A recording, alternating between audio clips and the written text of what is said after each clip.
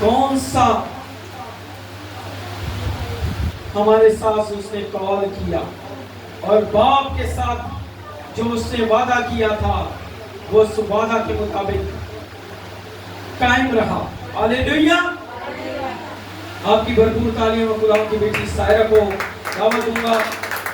आज के तलावत भी वही करेंगी और वाज भी उन्हीं का है, और हम सब बड़ी संजीदगी से हमने इस कलाम को सुनना, ताकि वो कलाम है जो सोने और चांदी से महंगा तपाया हुआ कलाम है, जो आज हम सुनने पर। Hallelujah, hallelujah, praise God. यीशु मसीह के बरकत और कुदरत के नाम में आप सबकी सलामती हो। यीशु मसीह के सलीब पर बयान किए गए 7 कलमात में से पहला कलमा लूका रसूल की अंजील उसका 23 बाब उसकी 34 आयत निकलता। यीशु ने कहा, ऐ बाप, इनको माफ कर, ये नहीं जानते कि क्या करते हैं। ऐ बाप, इनको माफ कर, क्योंकि ये नहीं जानते कि क्या करते हैं। यीशु ने खताकारों की शिफायत की। इतने दुख में तकलीफ में होते हुए भी उसने अपने सताने वालों की शिफायत की, उनके लिए अपने बाप से माफी की दरख्वास्त की। यशायाह नबी की किताब उसका 53 बाब उसकी 12वीं आयत मुकद्दसा। ये पेशनुगोई यशायाह नबी की मार्फत 950 साल पहले ही कर दी गई थी कि वो इस दुनिया में हमारे लिए आएगा और उसकी जान हमारे लिए मसलूब होगी, वो हमारे लिए कुर्बान होगा और हमें हमेशा की जिंदगी का ताज देगा, क्योंकि उसने अपनी जान मौत के लिए उधेड़ दी और वो खताकारों के साथ शुमार किया गया। तो भी उसने बथेरों के गुनाह उठा लिए और खताकारों की शिफायत की। इतने दुख तकलीफ में होते हुए भी उसने अपने सताने वालों के लिए अपने बाप से दरख्वास्त की। वो खताकार उसकी इलाही जात से नावाकिफ थे, वो नहीं जानते थे कि वो क्या करते हैं। उन्होंने उसे कोड़े मारे, उसे कांटों का ताज पहनाया, उसे तकलीफ दी, उसे थप्पड़ मारे, उसे ठट्ठों में उड़ाया, उसके कपड़े फाड़े, लेकिन फिर भी हमारे जिंदा खुदा ने, हमारे उस्ताद ने अपने बाप से फरमाया, ऐ बाप, इनको माफ कर। मसीहत हमें हलीमी सिखाती है, मसीहत हमें ताबियादारी सिखाती है, मसीहत हमें हलीम रहना सिखाती है। चाहे हमारा दुश्मन हमारे साथ कितना भी बुरा क्यों ना करे, हमें उसके लिए दुआ करनी है, हमें उसके लिए सलामती चाहनी है। मत्ती की अंजील उसका 5 बाब उसकी 44 आयत।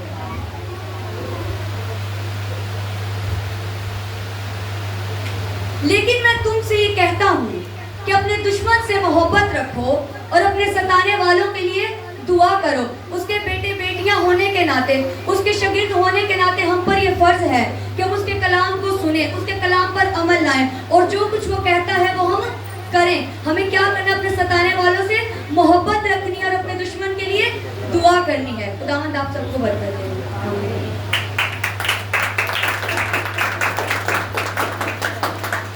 हजूम सा है, हजूम सा है,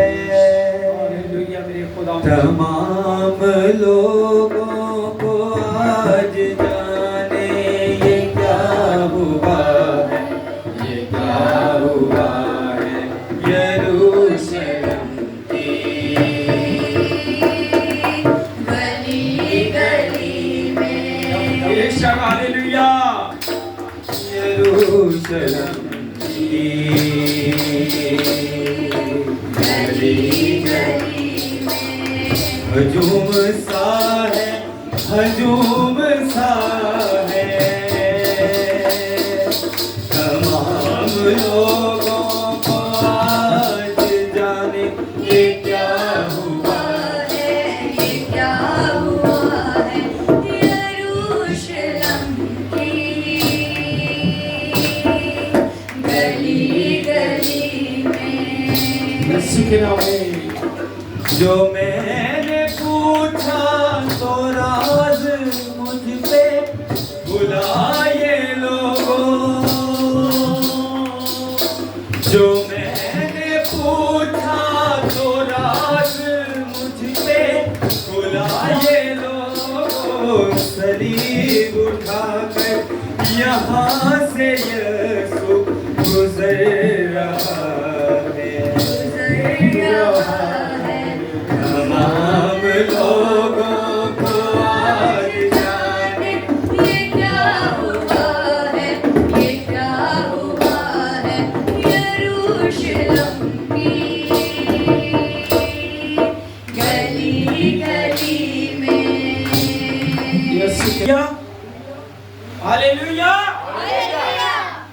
तवज्जो फरमाएं, आप आज खुदा के पाक मकाम में खुदा की इबादत के लिए जमा हुए हैं। हालेलुया। और जब हम खुदा के इस नारे को या आवाज दी जाती है आपको, तो आपका फोकस, क्योंकि जब जहां हमारी नजरें वहां हमारे कान। हालेलुया। तो आपसे दरखास्त करता हूं कि आपका फोकस खुदा के कलाम पर, जो खुदा के कलाम को बयान करता है और कलाम वाज करता है, ताकि हम यहाँ बैठकर वक्त को जाया ना करें, वो जिंदगी हासिल करें जो खुदा हमें देना चाहता। हालेलुया। तो मैं हमारे दरमियान बहन है, बहन आस्तर, आज का दूसरा कलमा कलाम वाज और खुदा का कलाम जो है वो आज हमने उनके वसीला से सुनेंगे। आपसे दरखास्त करता हूं कि थोड़ा थोड़ा अपनी सफों को आगे करें, ताकि जो लोग आ रहे हैं, और बहन फरा से भी दरखास्त करूंगा कि अपनी चेयर को भी रखते हैं। Praise the Lord.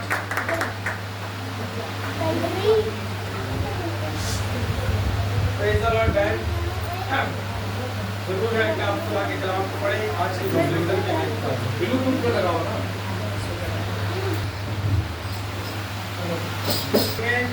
और आप मुश्किल हो रही है बड़ी ब्लूटूथ से, तो आप ऐसे ही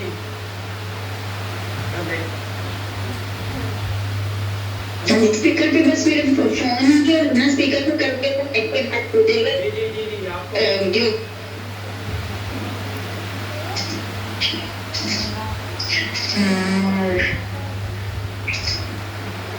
ऑडियो कवर आप सबकी सलामती हो।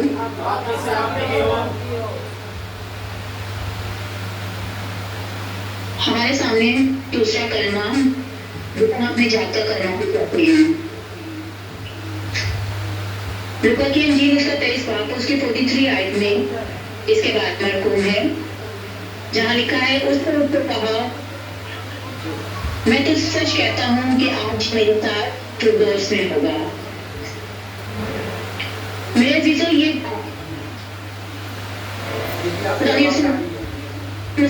ने एक डाकू से कहा,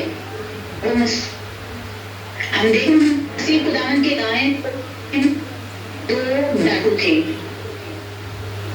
ये विदात का कलमा है जिसे मसीह को जब ऐसे मसीह को जुम्मे की सुबह तकरीबन 9 बजे किया, और ये कलमा खुदा मसीह ने 9 से 9 के दरमियान कहा।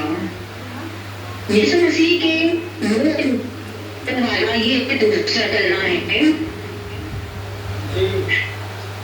तो मिस्री में देखते हैं कि खुदा यीशु मसीह की कलाम में लिखा है यशायाह नबी की किताब में उसका खुलासा उसकी 12 आयत में, जहाँ लिखा है कि वो कलाकारों के साथ शुमार किया गया। यहाँ भी खुदा यीशु मसीह को खताकार यानी डाकुओं के दरमियान सूली पे लटकाया गया।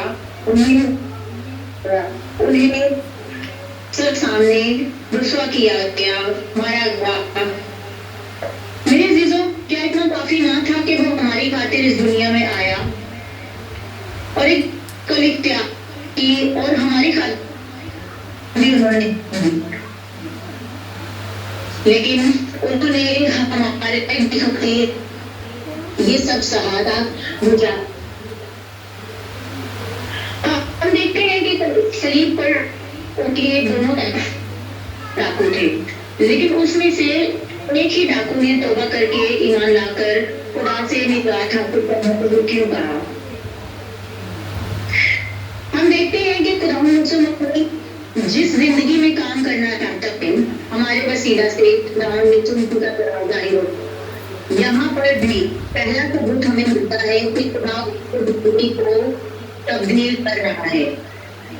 खुदा का खौफ, डाकू के अंदर खुदा का खौफ पैदा होता, और वो भी खुदा के गजब से बचना चाहता है।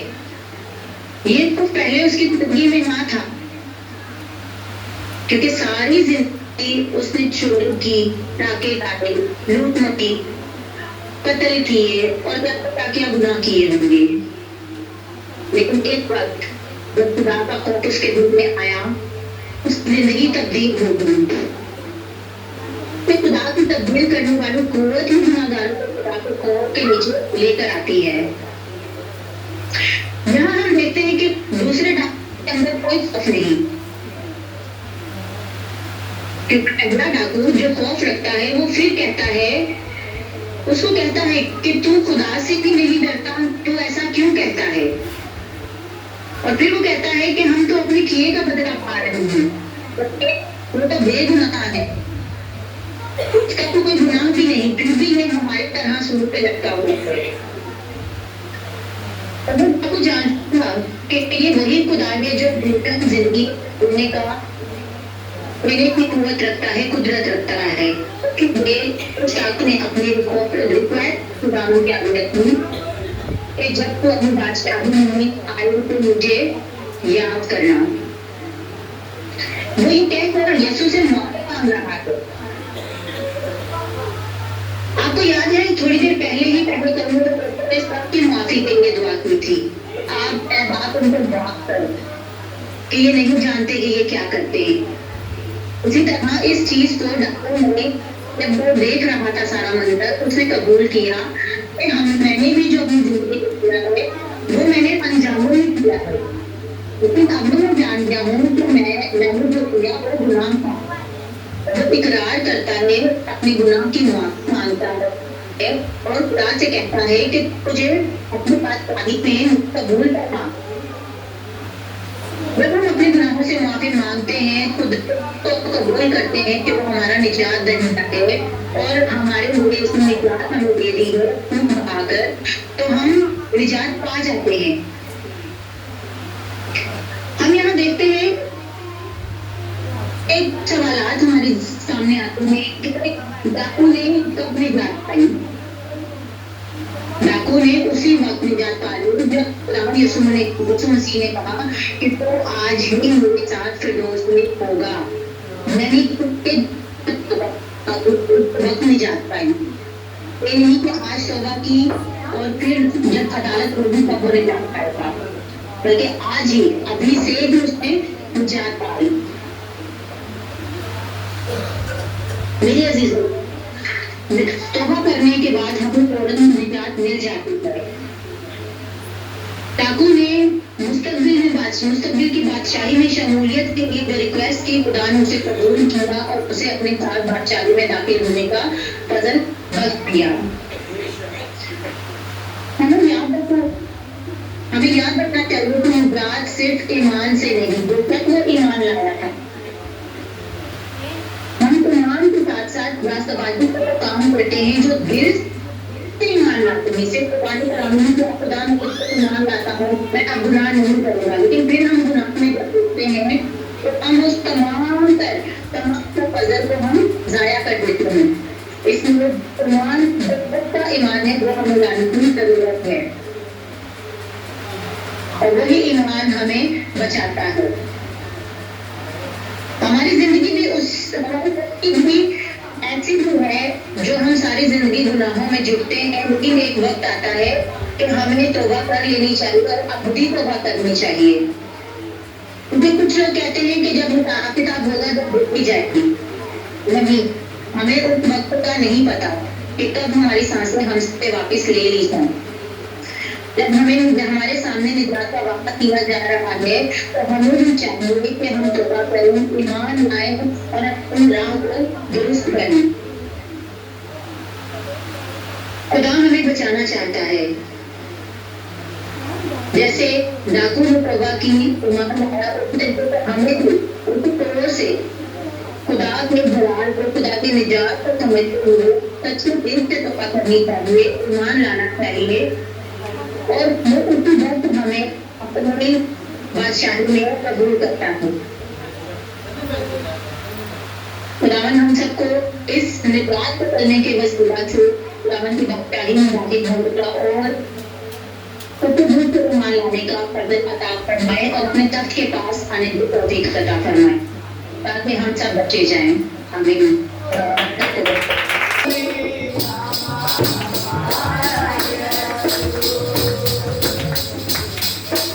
उठा के सूली हमारी खातिर हमारा यीशु पहाड़ कलवर की सिक्त देखो वो चल रहा है, वो चल रहा है।